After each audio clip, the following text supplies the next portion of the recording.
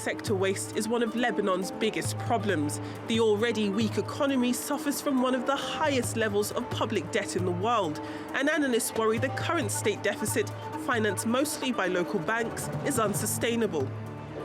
When the public spending increased from 6.5 billion in 2005 to 16 billion in 2016 without having a budget, this alone shows you the size of waste. Lebanon's debt-to-GDP ratio stood at 155% at the end of last year, and the World Bank predicts it'll stay around these levels in 2018. The economy is forecast to grow by 2.1% this year, unchanged from 2017, while the fiscal deficit is expected to widen slightly to 8% of GDP.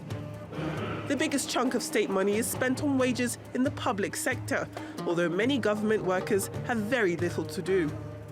Lebanon's transport department has a budget of more than $8.6 million, but the country's 4 million people have to make do with a fleet of only 40 buses.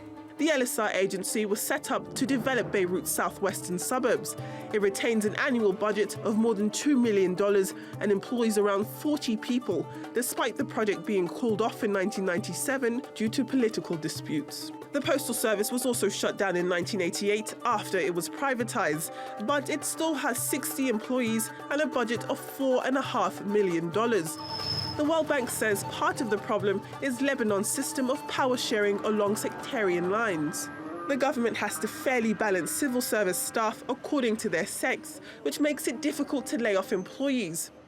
There was no strategic vision in the state about what to do with this number of employees after privatization. After all, you can't hire a citizen in a public job, then put him out of service.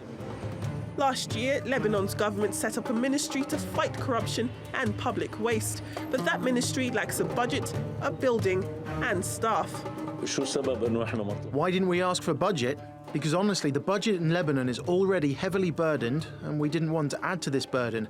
Especially that for this ministry to work and give right results, it needs essential laws to establish the work for fighting corruption in Lebanon. A deep political split has left Lebanon without a government for more than 2 years. Its first state budget in 12 years was approved last year. Analysts hope a new government, following elections in May, will boost growth to improve the country's public finances and bring back investors. Adefemi Akinsanya, TRT World.